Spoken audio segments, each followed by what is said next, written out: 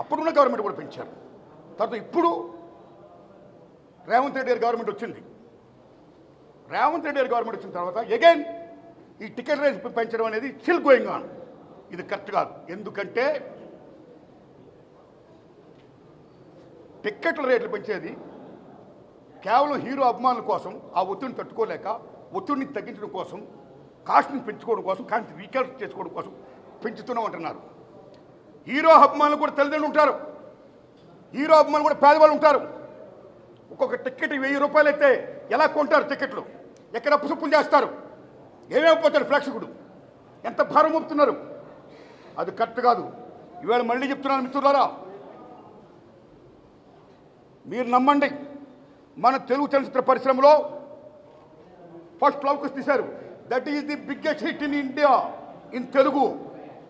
ఆ సినిమాకి 5 years పట్టింది శంకర్ రెడ్డి గారి నిర్మాతానికి. నేను 5 years తీశాను, ఎన్నో కోట్లు అప్పు చేశాను, ఖర్చు పెట్టాను, నా సినిమా రిలీజ్ చేస్తున్నాను, టికెట్లు పెంచండి అని ఏనాడు ఆయన ప్రభుత్వం అడగలా శంకర్ రెడ్డి గారు. అదే లవ్ కుష్ సూపర్ డూపర్ అయింది. మీరు నమ్మండి, 5-6 సంవత్సరాలు కంటిన్యూ ఆడింది.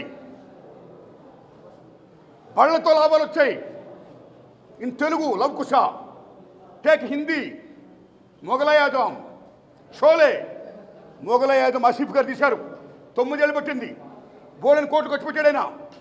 నాకు 9 ఏళ్ళు పట్టింది, చాలా కోట్లు ఖర్చు పెట్టాను, నా సినిమా రిలీజ్ చేస్తున్నాను, నాకు టికెట్లను పెంచండి అని ఆసిఫ్ గారు ఏనాడు కూడా ప్రభుత్వం అడగలా. ఆ సినిమా సూపర్ డూపర్ హిట్ అయింది. ట్రక్కులో లాభాలు వచ్చాయి ఇన్ హిందీ.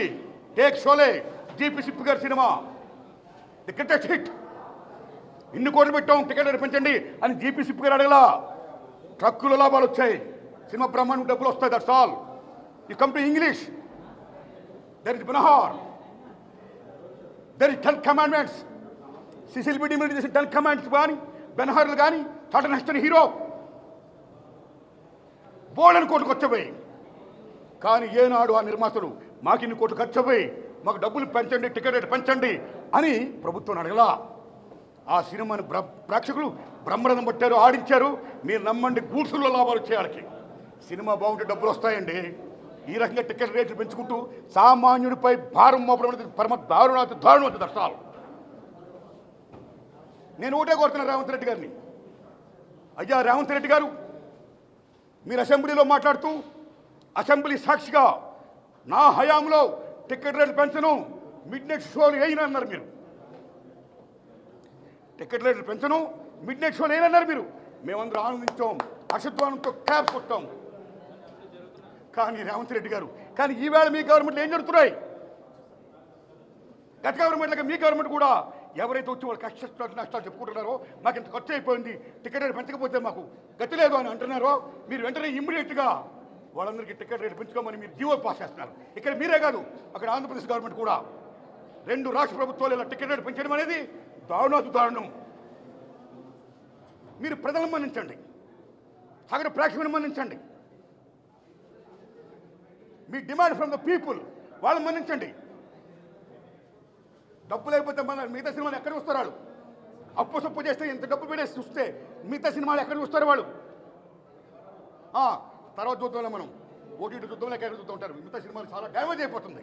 అది ఒక రకంగా చెప్పాలంటే టికెట్ రేట్ పెంపకం అనేది సగటు ప్రేక్షకుడిపై భారం మోపడమే కాదు, అభిమానుల యొక్క రక్తాన్ని జలగలా పిప్పేయడమే కాదు, సగటు చిత్ర నిర్మాతలను కూడా చాలా డ్యామేజ్ చేస్తున్నారు. అది కరెక్ట్ కాదు. ప్రేక్షకుడి ముందు మనం కాపాడుకోవాలి. ప్రేక్షక దేవుడు అంటాం మనం. సినిమా అనేది తీసేవాడు, చూసేవాడు, చూపించే సినిమా. అందుకే సినిమా ఇండస్ట్రీ పరిశ్రమ నిర్మాతతో పాటు, దర్శకులతో పాటు, 24 క్రాఫ్ట్స్తో పాటు వాళ్ళు ఎంత ఇంపార్టెంటో, ప్రేక్షక దేవుళ్ళు ఎంత ఇంపార్టెంటో, వాళ్ళిద్దరికి మధ్య సంధానకర్తగా ఉండే సినిమా థియేటర్లు అంటే దేవాలయాలు. అది అంత ఇంపార్టెంట్.